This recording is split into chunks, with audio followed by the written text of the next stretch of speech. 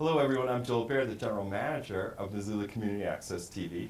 And I'm Kim Anderson. I'm on the board of MCAT, and I'm also the Director of Programs and Grants for Humanities Montana.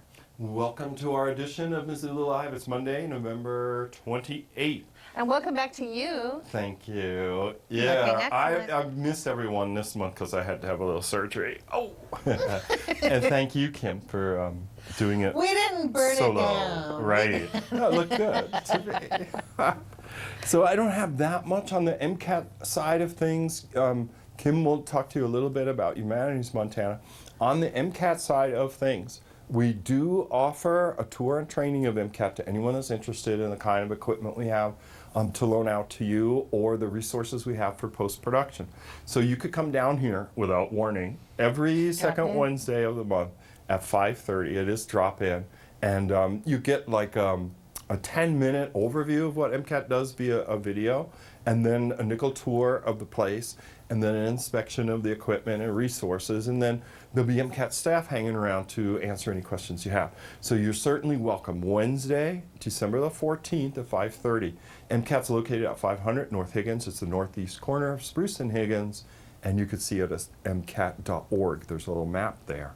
I wanted to remind viewers that we are still doing our Saturday animation drop-in for kids. This is a 4-hour, don't need to be because it's drop-in. You could come at 1:30, at 2. You definitely want them to pick up the little darlings by 5. Yes. You know, that seems a little The pickup harder and part more is fast. not, Right, yeah, but the flexible. show-up time is flexible. Yeah. There's a $10 fee, and the kids are mostly doing stop animation Lego stuff, though they're also doing dry erase material. Oh, I haven't seen that. Yeah, they move around. They do drawings, and they kind Right. of erase and move the drawings around. And if you think your kid's interested in this, we are recommending ages 9 to 13. That's somewhat flexible. You could call us, 542-6228. We'll talk to you about it. You could learn a little bit more at mcat.org. And I'm just going to say stuff about the library. This is important. Right, so you didn't mention last show. So we want to say, MCAT staff and board, a heartfelt thank you to Yes. Missoula. Recently, the Missoula electorate, we'll talk more about that. Recently, Missoulians went to the poll on November the 8th, and among the things they did there, one of the things they did was that they said yes to a new Missoula library. What this means for MCAT is that we are going to move in with the library when they build this new spectacular Yes. 128,000 4-story square foot building.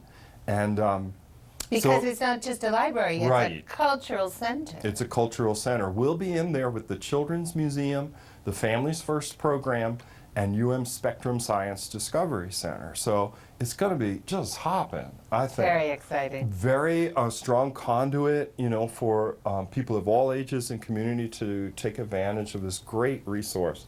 So along that end, I was going to ask Scott, I put up the Missoula Public Library website, because we're partners now. I just wanted you guys, if you haven't been able to learn more about the story, there's a kind of architect's rendering Yeah. at the website. Okay, so Scott clicked on it. You can see that a little better. And so check it out by going to missoulapubliclibrary.org, where you can learn more about this exciting new building and the All Under One Roof partnership. Right. And we're going to talk to Jody Pilgrim a little later from the Parking Commission about a fines for food program, rather a food for fines program. You don't get fined if you bring food. No, rather the opposite. Fines are forgiven if you bring food. And you could do that at Missoula Public Library December the 4th through the 11th. That's their program week for that armistice. Right. So that's my bit about the library. And Kim has stuff, because her day job is with Humanities Montana.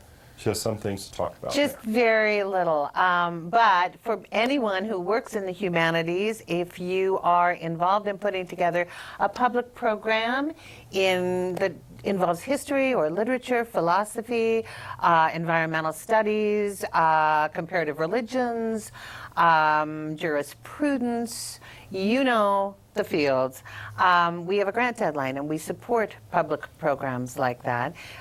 So our grant deadline is December 20th. There's no upper limit to our regular grants, and I would encourage you to go to the website, take a look at our grant guidelines and a list of things we funded in the past, and then call me if you have any questions. Nice. Okay, I think, well, Yeah? are you sure? I'm ready. Okay, so we'd like to introduce Cassidy Blues. She is behind the zombie web series Last OK Place. Welcome. Thanks for being on the show. Yeah, thanks for having me Oh, here. you know it. So, of course, everyone wants to know about it. What is the Last OK Place? All right, so it's a dark comedy, post-apocalyptic narrative. It actually takes place in Missoula in the somewhat distant future. And the lead character is thrown onto a cleanup crew.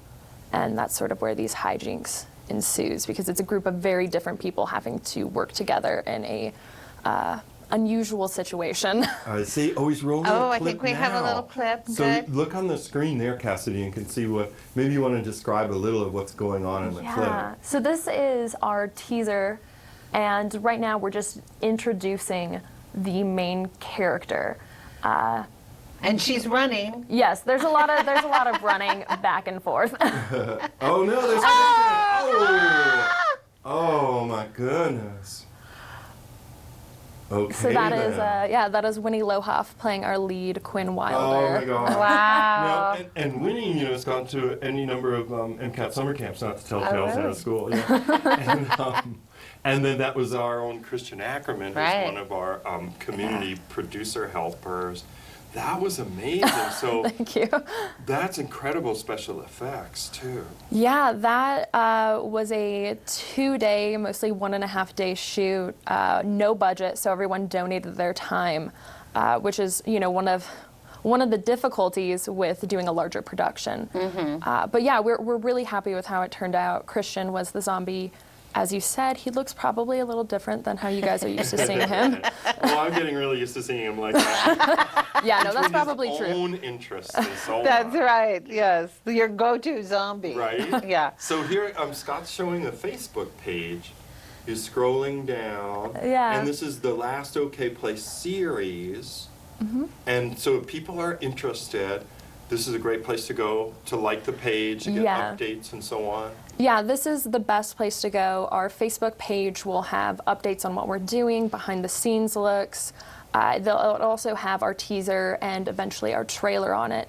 And then the next place to go would definitely be our Indiegogo page. Right, and Scott's showing that now. And describe to people how the Indiegogo works. Okay, yeah, sure. So the Indiegogo is a platform to crowdsource. We're using it right now because we need to get a very large sum of money. If I'm asking people to work 10 to 15-hour days for weeks straight, we need to be able to raise money for this to pay them and take care of them. So the Indiegogo is a place where people, if they're interested, can check out different perks, what we're doing, where the money will go, and hopefully, if they're into it, they'll give us financial contribution. We understand not everyone can, so even just sharing it on social media is phenomenal. Right. Yeah. And what is the ideal time frame, and what will the final product, how many episodes, things like that? Yeah, so right now we're going to run this campaign for 30 days, and we'll shoot our full trailer, because what we just saw was a teaser, so we'll shoot the full trailer in December, and the series will start shooting in mid-spring. And by summer, we want to have a 10-episode first season Oh, now. wow. That's great. And each episode will be like how long? They'll be, on average, about 6 minutes. Okay. Web series are a little shorter like that. But that's the beautiful freedom of a web series too, right? Is that Exactly. they don't have to be in a certain time slot and a certain length. Exactly. There's a lot you can play around with. The budget can be a constraint, but the creativity of a web series is really fun to work with. It sounds like this isn't your first time doing it. What's your background in the audiovisual world? Well, I actually went to school here. I graduated in 2015 from the Media Arts program, and I've worked on a bunch of short films. I worked on the indie feature that came through here, Subterranea, Oh, really? and Yeah, and and various sizzlers, which is what people use to try and sell pilots usually. So this is my one of the first projects I'm leading. It's my own idea, and I'm writing, directing, and one of the producers on it. So many hats. Yeah. Many hats, yes. I need a coat rack. And what got you interested in this topic and this idea? Yeah, zombies. Yeah, so I'm a big fan of genre. I love horror and sci-fi and fantasy because they allow you to put characters in situations they would never be in. And I think that just gives you so much creative freedom to really see how people are going to react in these situations. So as a writer, that's just something I love to play with. And then on another note, in these genres, a lot of times minorities are left out. And for me, that's something really important. So this incorporates actors and actresses of different sexual orientations, different ethnicities, and obviously their characters reflect that. So it was an avenue to do that as well. Oh, it sounds like it's going to be great. Yeah. So if people are watching and they want to learn more, Facebook, an excellent place to go, and they should put in Last OK Place. Yeah, The Last OK Place on Facebook should bring you right to us. Yeah. It's a great title. Thank you. Yeah, it is. Thank you. Well, is there anything you want to add that we didn't cover in our visit? I just appreciate the chance to be able to talk about it, and I hope people, will check out our Indiegogo and hopefully donate. If not, though, share it. Supporting local filmmakers is always appreciated in Missoula. Absolutely. I Yes, mean, they could say support local music, support local media. right. I mean, there's all sorts of local arts, and for a filmmaker, this is one of the most important things you could do. That money in the beginning is crucial, Yeah. and it's hard to come by. So go to Last OK Place. Good luck on the project. Thank you. Thanks for taking the time, Cassidy. Yeah, thanks for having me. Well, we are warming up Jeff Badenoch in our bullpit, and he's going to come out here and talk about the Electoral College with us because we thought this was going to be such a timely thing. I didn't realize, for instance, when we hatched the idea that there would be this talk of a recount and Right. so on. But stay with us. Scott Ramp, our producer here at MCAT, produced a number of holiday clips from various nonprofit and civic it's organizations. already that so he is, season. yeah, he's going to fill your idle moment here with a few of those, and we'll get Jeff out. We'll be right back. Hey Jess, what's the best way to communicate with sea turtles and trout over the holidays? I have no idea.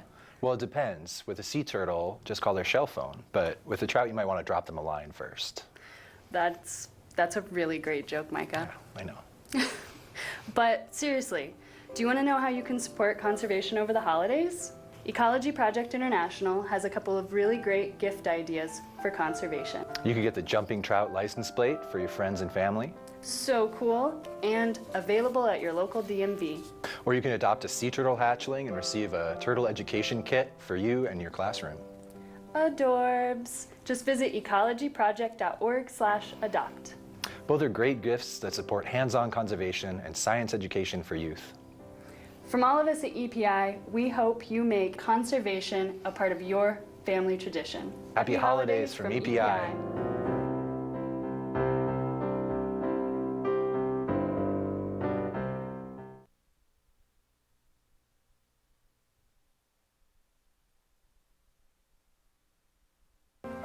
Hi, my name is Emily and I'm with Free Cycles. And my name's Caitlin, and I'm also here on behalf of Free Cycles. As the winter season draws near, it's important to keep your tires aired up, your chain lube, and your brakes tuned so you can stop in wet or icy conditions. If you are looking for a winter hobby, is to come into Free Cycles and actually learn how to build a bike. And those bikes go to help children, people in Missoula, and all over the nation. As it starts to get darker sooner, it's also really important to wear your lights at night, have them on you at all times, and be extra alert of your surroundings because sometimes drivers are not expecting to see cyclists on the road. Free Cycles is a great place to do that and to get some support for learning how to bike in the winter. Happy holidays and happy cycling! I know who that was. I don't know. Looked a little harsh from the studio monitor. Oh, I've is been that complaining right? about that for quite some time, Jeff. Okay, just didn't want to go. Maybe you'll carry a little more weight than I do. Maybe. Yeah, well, I mean, does it look okay? We should have people call in. 542 That's right. It It just looks really harsh. On that screen, or what do you think of The this one, one? yeah, it's the same here. But yeah, This is it is you a little both. harsh. The two of you consider this harsh. It's not very warm. It's been It's worse, bluish. but It's bluish. So Yeah. It's been better too. hot white. We are going to warm it up for our Christmas show, Oh, there you which will go. be 2 weeks from When we today. get the Yule log, I'm sure that Yeah. will help a lot. Yeah, we're going to make this look better, people. I'm glad Okay. you mentioned something. It's time to I thought learn it looked something. terrific. So we are here with Jeff Badenoch. He is a Missoula citizen who has been interested in contributing in so many ways over the years, Jeff, and thank you for that. And now you're going to do it again this afternoon. You have been chosen to help explain, and we will explain by our ignorance, I think, and you could explain with some acumen how the Electoral College works. Maybe we'd start this out by, I would say this is what I understand about the Electoral College, that it began in the early 19th century, maybe around 1820, what have you, and that the college consists of representatives. I've been looking at a blog called 538, okay? So that right now, there are 435 members of the House of Representatives. There are 100 senators. That's right. And there are 3 minimal electoral votes given to the District of Columbia. The total is 538. So it's my understanding that there are 538 members of the Electoral College. The Electoral College meets and actually selects the president some weeks after the popular vote is taken. The Electoral College is influenced but not slavishly adhering to the popular vote. Got anything right? If it was a barn, you might have hit the door. Maybe. Okay. The Electoral College was devised by the framers of the Constitution.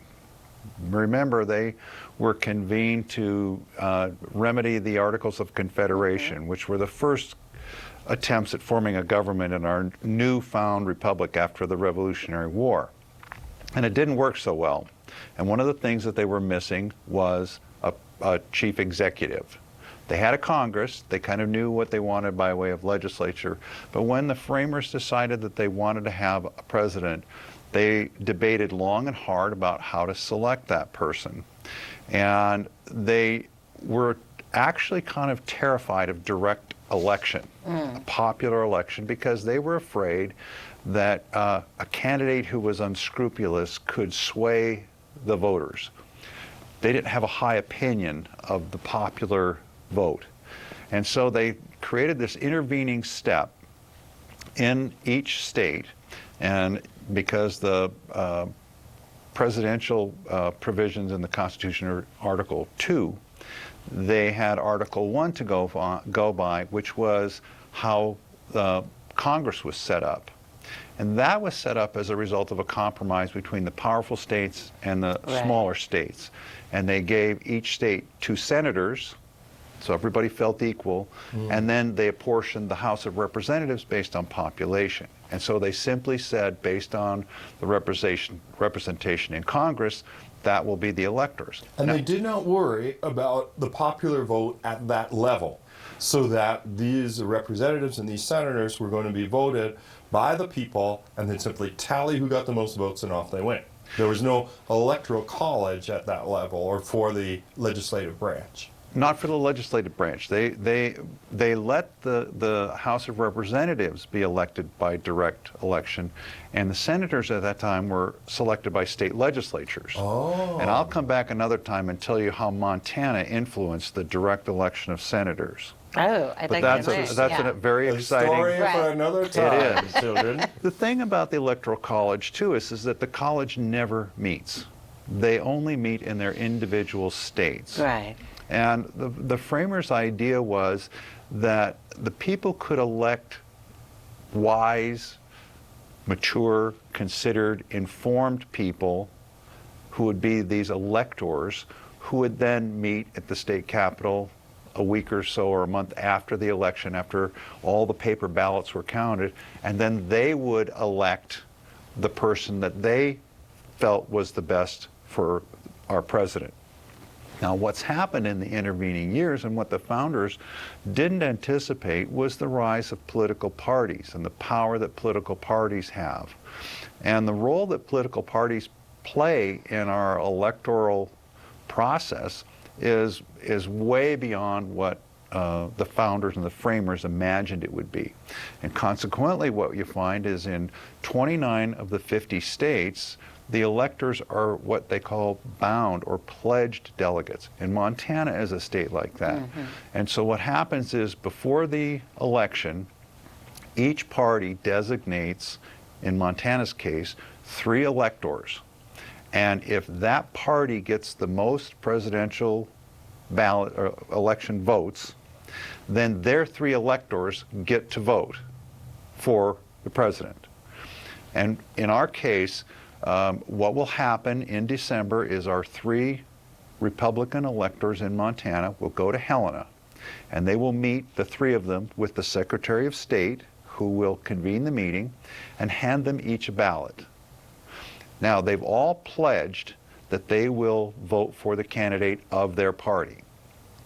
If they don't, if, say, someone gets a wild idea The that faithless elector. if they're the faithless elector and they hand their ballot to the Secretary of State, the Secretary of State will examine it, and if the name is not of their party's candidate, they will take the ballot and they'll ask for that elector to go away and the alternate to come up, and they'll say, here's the ballot, mark it. And if you don't mark the ballot according to your party, then the Secretary of State will not accept your ballot and will ask for another person to step up. Oh, in some instances I had read of faithless electors who paid a fine. The That's one right. I could record was, or remember from Wikipedia, was a representative from the District of Columbia. That's right. Was pledged to vote for Gore in the 2000 election. And voted for no one. And voted for no one in protest of the fact right. that the District Right. of Columbia is not recognized with state powers. That's right. So does every state's rules about how their electors behave, are they all different? No. 29 have what they call pledged or bound electors who follow Montana and have to do it that way. And so it's winner take all in those states? And it's winner take all. Right. The others, there is an opportunity that they might vote their conscience and do whatever they want. And in 2 states, Maine and Nebraska, they each have 4 electoral votes. 2 of the votes go for the statewide winner take all, and they have 2 congressional districts, and so they look at the winner in each congressional district and then award an electoral vote for the winner in their districts. Wow. And that's why we kept watching on election night the results in Maine, wasn't it? There Yeah, was a- Maine and Nebraska to see if they Right. would split. Now, what are the remedies? Because a lot of people are seeing this election where the popular vote went to one candidate and the Electoral College is going to go to the other one. What are the possibilities? What can we do about that? Well, the Constitution itself can be amended. Very difficult, but that is one solution, that the Constitution can be amended. Also, state by state, we could go and have the state election laws changed, try to wrest that power from the parties, and have proportionate representation. We could have it, particularly in some of the states that have larger electoral college members, we could divide it up instead of making it winner take all, make it more representative of the election in their state. It's kind of doubtful that the parties would ever get behind that. Now, if we continue to have elections, now we've had 2 in 16 years where the popular vote did not match up with the Electoral College. And prior 1876 and 1888. That's right. 12-year interval where the Right. popular vote didn't match the electoral Right. outcome. So it hasn't happened often enough that it's been a problem, but if we had it, say, 2 more times in Yeah. ensuing elections, I think people would ask that there be a change. So we could either do it state by state, or we could take on the burden of having an amendment to the Constitution. Because it's a very, I think, important thing to most Americans to know that their vote matters. And if there's a big enough discrepancy that goes on Yeah. election after election, you start to kind of fray that that trust. And I think as a nation, we're also, the voters are kind of attuned to my vote, one person, that matters. Yeah. And that to think that there is this intervening step that was created by the framers to keep the riffraff from being duped by some scurrilous candidate who could convince the simple farmers to vote for them. Today, I think we have more than enough information to look at to make a decision how to be political beings. I think that people do feel that maybe it is an anachronism, but at the same time, it does kind of offer a political insulator. Is this tiered system common around the world? Do other countries, I mean, Yeah. given the many different forms of government, do other people? Well, a lot of it depends on their form of government. A parliamentary Right. form of government can have many different kinds of parties, and some places have proportionate voting where you vote and you get represented according to proportion. Some have voting where you vote for your first, second, and third candidate, and they figure out that balance of that, and so power comes in different fashions. But this is our way, and we've done it since 1787. So. Yeah, there it is. Now, Don't making a listen to constitutional amendment is extremely hard, Yes. right? It has to be ratified by the majority of states, and the whole process is Well, it very long. starts by two-thirds of each House of Congress has to approve it, and then 3/4 of the states have to ratify it. That's one way. The other way is we can actually call a constitutional convention. What terrifies people about a constitutional convention is you cannot limit what Yeah. they'll talk about. Wow. Right. So you we really might- want to open that. That's really well, because now Montana had a constitutional convention in We 1972. did. A brilliant one. And people said it was a brilliant one, and it really changed the footprint, the forecast for the direction of the state. But there's not been a federal national constitutional Congress, has there? Not since 1787. Wow. So that's really shocking. Now, on However, we have amended the Constitution Right. some 26 Yeah. Right. times. So it's not impossible to do that. Yeah. I didn't know, Jeff, if you would know the answer. When I looked up the Electoral College in the Wikipedia, there was a few sentences describing the effect of the popular vote deviating from the Electoral College and why this could be. And it would say something like, the candidate performed strongly in big states, but not strongly in small states, or, do you know why that comes about, why there is a divergence? Well, typically? it could be any number of combinations of things. For example, if you had a state with a large population that was evenly split, it's still going to be winner take all. So let's say there was a state with 50 million people in it, 25 million or 50 million voters. 25 million voters are not going to get their way because it's winner take all. Okay. So there's 55 or some number of electors that are going to a single candidate, and 25,000 people are going to be disenfranchised. Right. That's so how it could close happen. races in large states can cause this effect. Yep. So let's say a state like California, New York, Pennsylvania, one candidate wins by just a shade Well, and that in was those the large case in states. Pennsylvania and Wisconsin. That's Right, and- right. This That is- are being recounted. Right. Or Well, This whatnot. is why in our presidential elections, because they do so well with polling, they know which states are the close states and which ones are the swing states, and those are the states that the candidates end up spending the most time. Right. California, for example, blue state, it's not no going to. point.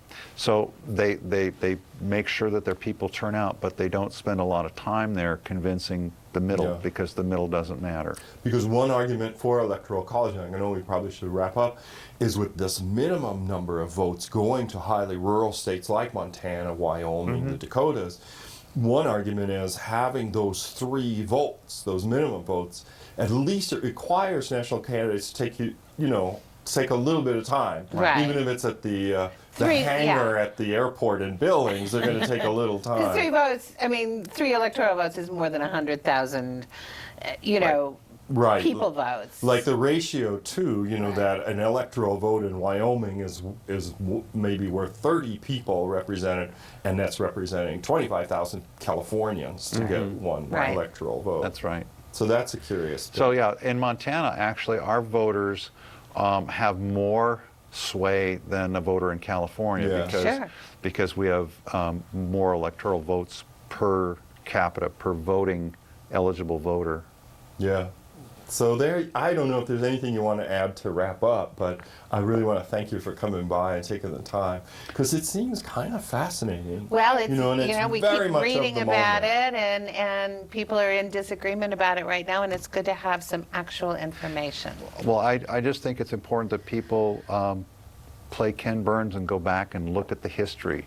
There is a reason why it is the way it is, and there's a reason why it hasn't changed. And the Yeah. reason was they wanted to protect the process from ignorant voters, and it has been pretty much cemented the way it is because political parties have found it a way to manage power in elections. So it's worked out. Okay. Well, Deb Bednock, thank you so much Thank for you. taking the time. And we for do having want me. you to come back and tell us about how Once we the lighting is contributed to improved, this. and we have like a Vaseline gauze of warm orange liquid over a every little lens. softer. Well, there's a lot of very interesting things about our Constitution's history, and it'll be fun to talk about that. We should do Great. little government minutes with Jeff. If he's willing. Okay. I'm totally in. All right. Thank you, Well, Jeff. You're welcome. Thank you. Okay, so here's more holiday greeting. And next we'll bring up Jody Pilgrim from the Missoula Parking Commission. She's going to talk about how you can use some food to pay your parking fines. So we'll be right I might back. be getting a ticket right now. Happy Well, holidays from the YWCA. And don't forget to shop at Secret Seconds for all your holiday Does that help needs. what you Yeah. said? If you lose a large...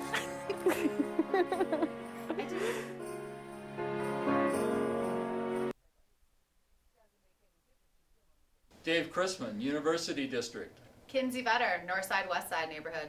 Karen Younghome, Northside Westside neighborhood. Anthony Joe, Captain John Mullen. Ray Aiden, Farview's Patty Canyon. Kirk Richardson, Two Rivers neighborhood. Ariel Cornelius, Moose Kangoli. Eliud Uresti, Two Rivers neighborhood. Karina Maurer, Office of Neighborhoods. Jane Kelly, Office of Neighborhoods. From our neighborhood to yours, happy holidays!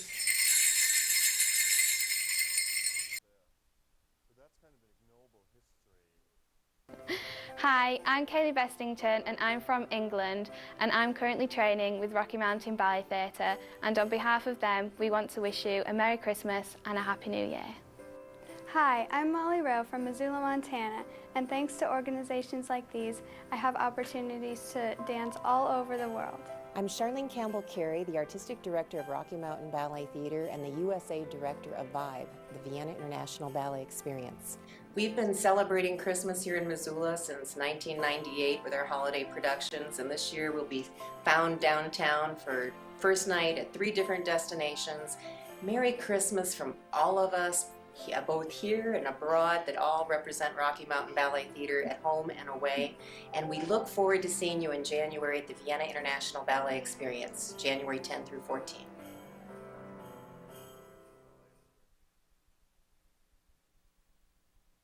Missoula Rainbow Girls Garden City Assembly number 55 pledges. We'd like to wish you a happy holiday and a happy new year and a Merry Christmas!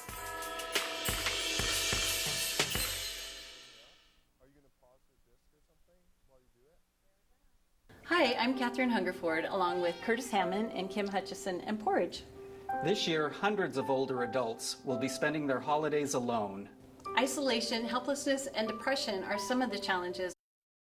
All of us at Hospice Care Foundation, we wish you and yours a very happy holiday season.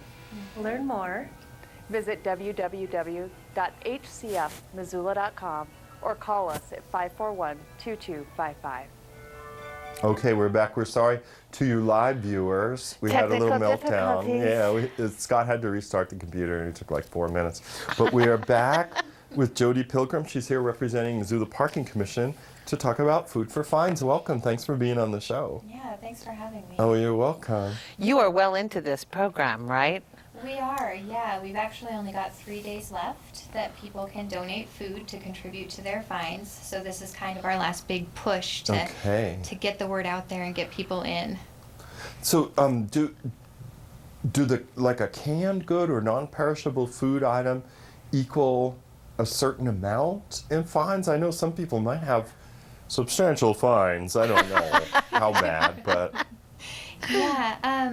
So each canned item is worth $2 towards your outstanding Wow, okay. balance, and there's a limit of 5 cans, so you can get up to $10 off of your outstanding citations. Oh, okay, so you can't pull the truck up to get rid of your Right. $150. no, worth of apparently. fines. But I think it's a thought that counts. Well, yeah. I mean, I think it's a fabulous program. And how has it been going so far? It's been going really well. We've written off $466 in citations. Wow. Which is a total of 233 non-perishable food items. Yeah. And that's pretty good. And it doesn't count in how much people have brought extra, because people got excited that there was another place to donate. Yeah. And so we had people bring in more items than they were allowed to, receive a discount for. Oh, I see. Right. So there's a touch of generosity on the part of the fine Sure, they just want to give payers. away the food. Yeah. So what happens once you get the food at the parking commission? Where does it go? It goes to the Missoula Food Bank. We have big bins that the food bank dropped off for us when we got this all set up, and they come and pick it up once or twice a week. Yeah. Oh, that's great. So people watching, if you do have some outstanding parking fines, here's your chance to be the good elves of the holiday season. And so obviously they're going to the parking commission in person. Yep. And the hours are 8 to 5? Yep, 8 to 5, Monday through Friday, excluding any federal holidays that we don't Yeah, have none are anymore. coming up Right. like during the And program. you can do this through, is it Wednesday, November 30th? Through Wednesday this week, yes. The end of the month. All right, so people. 3 more days. And bring good canned goods. Yeah. Bring the good stuff. Or boxes or... Or yeah. Oh, that's great. Well, Jody, I knew you didn't want to be on the show per se. I mean, I hope it's not like an awful But experience. thank you, and you did a great job. Yeah, I think you did a great job. Thank you so much. It's just what you get used to, really. We'll have you come back, and then it'll be like nothing. That would Yeah. be great. Next time we have a program, I'll Right. talk about it. Thank you. Love the new Excellent. parking meters. Oh, good, thanks. Yeah, and there are new signs that say "Pay here," Pay here. which has really So helped the people on the because now horizon. people know where to go. Yeah, it we does really help. like those signs as well. Yeah. Lots of changes. Yeah. And it's proof that change can occur, and time goes on. Right, not the end of the world. Downtown has continued We to all learned how to exist. do it. That's And right. did you guys sell all your parking meters? Those have not all been sold yet. We actually aren't selling any of them. We've Yeah. donated them to the Missoula That's right. Downtown right. Association. Yeah, and they are selling. And they're in charge of getting them sold. Yep. And then all the money goes back into downtown. Yeah, which is great. wonderful. Just looking better and better. And and people buy that for some sort of nostalgia, and also I think it's a good way of collecting money. Whether it's for like, the coffee at a business where people are supposed to Right. pay like Oh, 25 that is cents. a good- They could put the quarter or the whatever it is. Oh Like yeah. our kids, we did have a gentleman come in who wanted to set them up outside of his house so that when his kids came home for the holidays, they had to pay their parking. Oh, that's cute. And you can use it as like a cussing fine Oh, thing. the jar, the swear right, jar. the swear jar. Yeah. Definitely. All right, we better move on. Oh, we better move on. Okay. All right. Well, thank you, Jody, for being on the Thank show. you so much for having me. And we're going to try to come back sooner so that hopefully Right. the equipment won't break down. With Tom We'll be- Benson? Yes, Is that we'll be right? right back with Tom Benson right after this. I'm with Free Cycle. Thank you. And my name's Caitlin, and I'm also here on behalf of Free Cycles. As the winter season draws near, it's important to keep your tires aired up, your chain lube, and your brakes tuned so you can stop in wet or icy conditions. If you are looking for a winter hobby, is to come into Free Cycles and actually learn how to build a bike. And those bikes go to help children, people in Missoula, and all over the nation. As it starts to get darker sooner, it's also really important to wear your lights at night, have them on you at all times, and be extra alert of your surroundings because sometimes drivers are not expecting to see cyclists on the road. Free Cycles is a great place to do that and to get some support for learning how to bike in the winter. Happy holidays and happy cycling! We keep Missoula County's history alive. We're your museum, now free to all Missoula County residents. We hope to see you soon. Happy holidays. Happy holidays from your friends at the Historical Museum at Fort Missoula.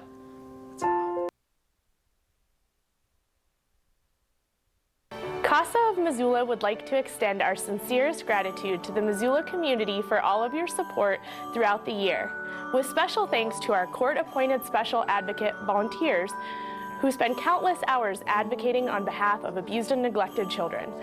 If you are interested in learning more about our program or becoming a CASA volunteer, visit us online at www.casamissoula.org or by contacting our office at 542-1208. Our annual Light of Hope banquet and silent auction is right around the corner on Friday, February 3rd. We hope to see you there. Happy holidays from our families to yours. I want to talk about changing our name. Yeah.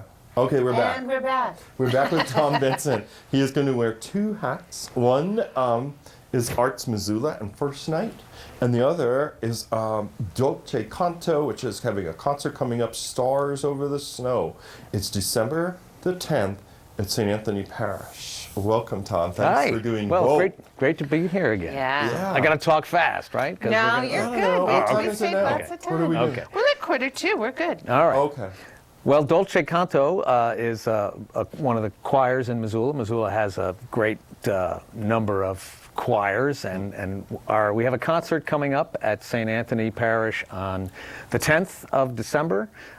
It's called Stars Over Snow. Nice. So it's not your typical, we don't really want to do your typical holiday show, because there's a lot of that going on. So we do sort of thematic shows, and this one is about stars and snow. So it's sort of, that's good. It's seasonal. So the songs are based every song around that theme. Yeah. The choir looks very well attended. There's Marsala. Yep. Michael Marsala. Well, I mean, we all love all of the traditional holiday songs. Yeah. And we throw in a few of those. Yeah. You know, the holiday songs that have the word stars in them or snow in them. We could all think of a few that do. Yeah, yes. right. Yeah, that sounds great. But also, it's good to hear newer music and broaden your kind of holiday stash of songs. That's right. And you can only hear some songs so many times. That's right. And some of them you might not think of as a holiday song. Right. And then all of a sudden it applies. That's right. That's great. That's right. So the date again for the concerts is Saturday the 10th of December, and it's 7:30 at St. Anthony Parish.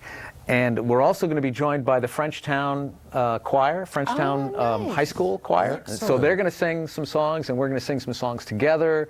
That's always, we like to sing with other choirs and sing together. That's a nice partnership. How did that come about? I think it's Peter Park is our artistic director, and he knows other choir directors in town. So I think, and there are other schools that want to participate too. And part of our mission is to is educational outreach, and so it's great to work with younger singers. It really is. Oh yeah, and it'll be good for I them. like that venue. Yeah. Years It's ago, a beautiful church to sing in. So beautiful. Really is nice. Yeah. MCAT recorded a concert at St. Anthony's, and we had multiple cameras.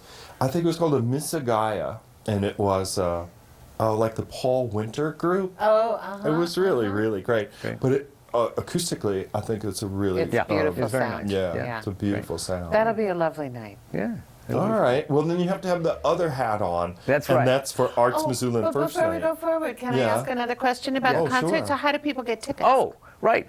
Our website, Dolce Canto. Yeah, Scott had that up. There we go. Okay. You can purchase there. You can also purchase them at Fact and Fiction and Rock and Rudy's. Okay. Fact and Fiction, Rock and Rudy's. And the website. And the website. And you can come to the door. Yeah. Okay. Right. Okay. Good. Okay. Move on now. All right, sorry. So now we're talking about, it is the season for New Year's Eve. And New Year's Eve in Missoula is a great tradition called First Night. That's what it means. And I'm wearing my First Night button right there. And excellent. Oh, the new buttons already The new out? buttons are I out. haven't seen them yet. Yeah. Good. And so we We've been feverishly planning away. We've got about 80 events going on from noon till midnight, all over downtown, at the University of Montana campus, at Southgate Mall. First Night has gone through some changes in 20 years or so. It's not the same kind of an event that it used to be. There aren't as many First Night celebrations around the country. And so we've changed things up a bit, and we've tried to institute a few more sort of ways in which people can be their own artists. You can sort of, instead of just going and getting entertained, you can participate in some way. For instance, we just had the parking commission in here, and right now there's a lot of old parking meters. We were talking about that, yeah. And we're going to turn them into art. So if you want to help turn them into art, you can come to First Night and you can paint a parking meter. Oh, that would be fun. So that'll be. And another thing that we're doing this year, we're working with Flanagan Motors. You know, they've had their burning minivan. Their burning minivan is now going to take place on New Year's Eve, right downtown. Excellent. That is so right perfect. downtown. Right downtown. It really is. Yeah. Right. And so. So things like that in which you can get involved, as well as the usual if you want to see some great local artists perform. There are some great, wonderful local art, and that's really what it is. It's a celebration of the local artists. We don't bring in big acts from somewhere else. It's more sort of a showcase of a celebration of Missoula itself. We like to spend New Year's Eve with family. That's right. There you go. And will you have the big get-together, for the dropping of the ball? What we do is at midnight the Ed Norton Big Band plays in the ballroom, and the Drum Brothers play, and they welcome in the new year. So we're not dropping a big ball and all that kind of thing. University Center, though, will have Ed Norton Big Band and Drum Brothers in the atrium area. Drum Brothers will actually be in the Commons, and the big band will be in the ballroom. Yeah. And as usual, you can buy buttons. That's right. And a button allows you to do as much as you want. That's right. You can buy buttons, and they're $15 ahead of time. Children 10 and under are free. And buttons are located at outlets all over town. The best way to get all the information is to go to our website, artsmissoula.org, and then look up First Night. There's also the First Night Spotlight, which is the high school talent show. This has become huge. And that's at the Denison Theater, right? And they're actually having the preliminary rounds, the auditions for those next week as well. So it'll be a fun night all around. Well, maybe closer to New Year's we can get some of the artists who are going to be involved in that's a great idea. And talk. Because you might be really busy. You probably. We'll do our We'll show give you their phone number. 2 weeks from today. That's right. Yeah, so that we could have some of them on for that, because that's going to be our Christmas reading. Is it really? The Christmas reading show Great, already. We should get a musician. Yeah. That'd be fun. Oh, perfect. All right, good. We'll talk to you. Yeah. All right, Tom, thanks so much for taking the time. Well, thank you guys. Yes, and don't forget Dolce Canto. Dolce Canto on the 10th. Right. And New Year's Eve, on New Year's Eve. Right, and they go to First Night artsmissoula.org, is it? Right. And there you can check out the whole schedule and purchase the $15 button. Right. All right, we have one more guest. Yes, thanks, Tom. Yeah. So we'll be right back, and we'll introduce you to events at Historical Museum of Fort Missoula right after this. Happy holidays from Arts Missoula, connecting art, culture, and community through education, advocacy, and celebration. And it's also the home of Spark, Arts Ignite Learning, the Public Art Committee, the Montana Book Festival, German Fest, New Zealand Days, First Friday Gallery Nights, and this New Year's Eve, First Night Missoula, the 23rd First Night in Missoula. Make sure you get your button today. Happy holidays.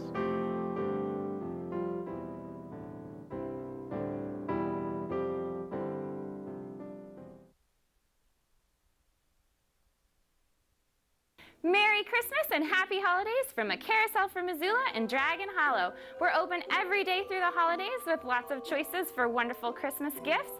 And we're also open for free rides on Christmas Day thanks to our wonderful volunteers from 11 a.m. to 3 p.m.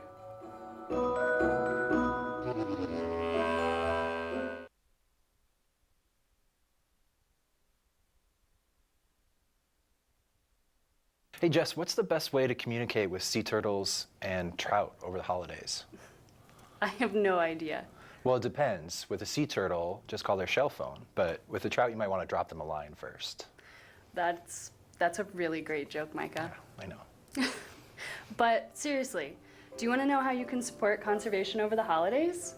Ecology Project International has a couple of really great gift ideas for conservation. You could get the jumping trout license plate for your friends and family. So cool, and available at your local DMV. Or you can adopt a sea turtle hatchling and receive a turtle education kit for you and your classroom. Adorbs. Just visit ecologyproject.org/adopt. Both are great gifts that support hands-on conservation and science education for youth. From all of us at EPI, we hope you make conservation a part of your family tradition. Happy holidays from Ecology EPI. Project International. And I was watching all the holiday greetings.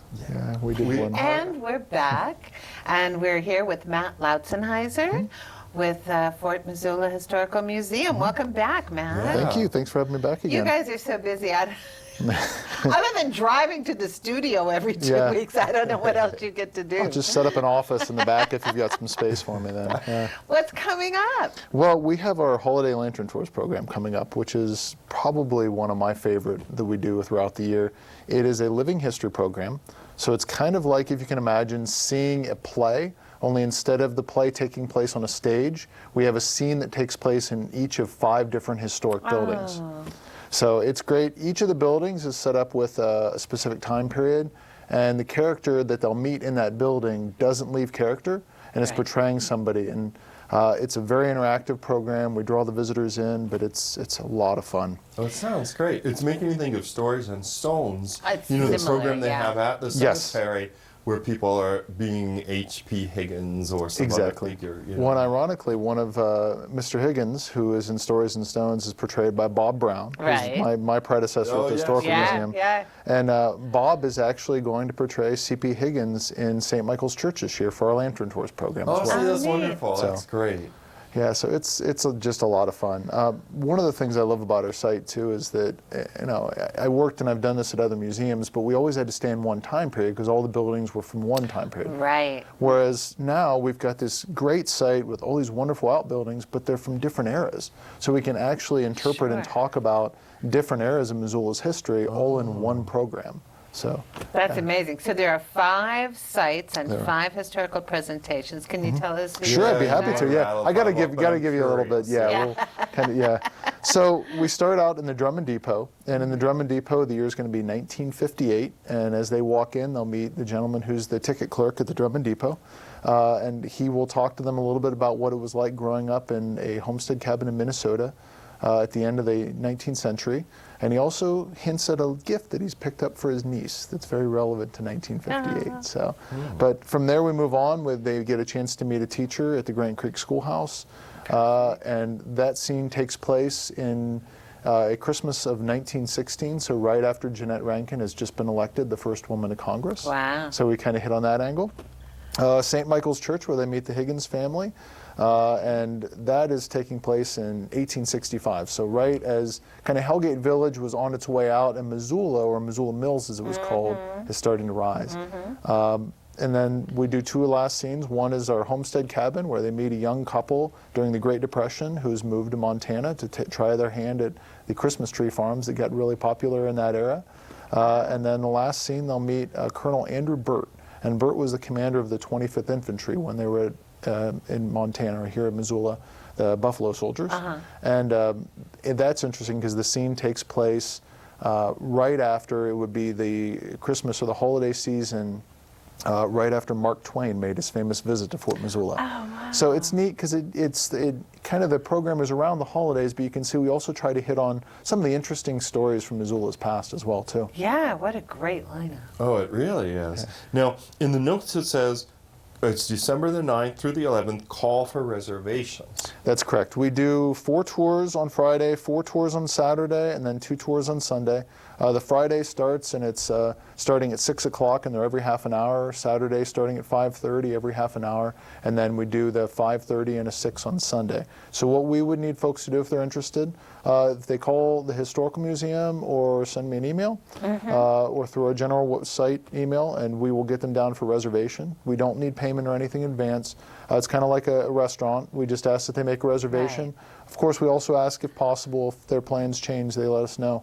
Last year, the program sold out completely about 3 or 4 days before the first show. I believe it. And we had a waiting list that was close to as long as our list of attendees. So we've doubled the size of it this year, and it's already selling really well. We're probably about a third of the way sold already, with 2 weeks yet to go. So. And how much are tickets? Sure. Tickets are $10 for adults, $5 for seniors 65 and over, or $5 for students 18 and under, and kids under 5 are free. So it's about the price of a movie.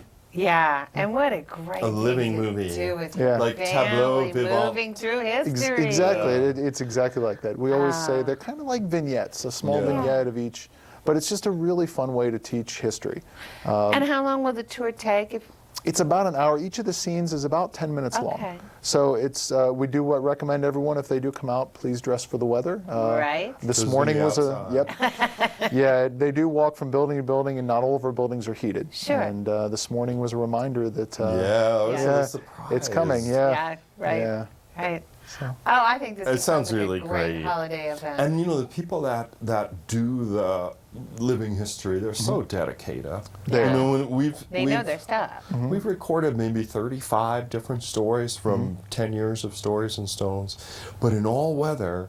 You know, just when you mentioned, you know, what the weather is like. I mean, thankfully, people in historic costumes, sometimes they can be quite warm, you know, with layers. And They wore vests and layers things. for a reason. But still, my hat goes up, you know, off to those guys. That can go the other way around, though. It's funny, I started out as a graduate student. I worked at a living history site, and I did some living history stuff.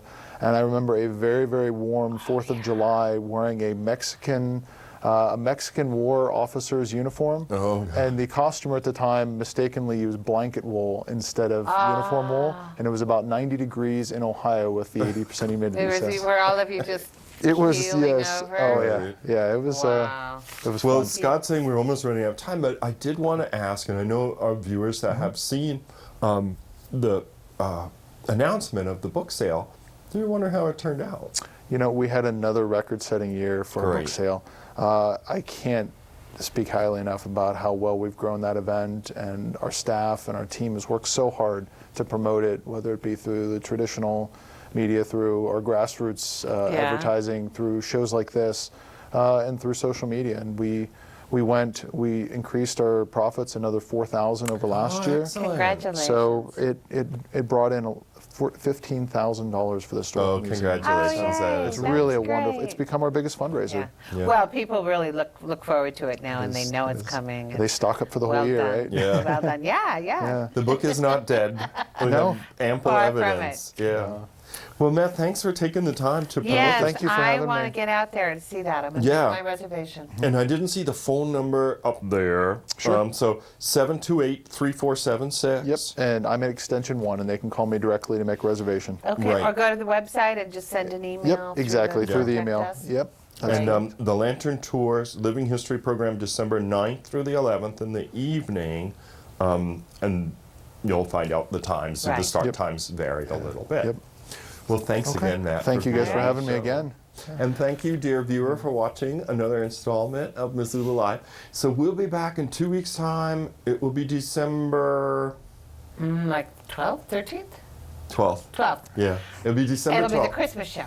It'll be the Christmas show, though we promised maybe that we'd get some musicians. Yeah. I'm That'll be running out of nice. Christmas poems, frankly. Right, I've got to look at my list. So thanks again for watching. For MCAT, I'm Jill Baer. And I'm Kim Anderson. And we'll see you next time. We keep Missoula County's history alive. We're your museum, now free to all Missoula County residents. We hope to see you soon. Happy holidays. Happy holidays from your friends at the Historical Museum at Fort Missoula.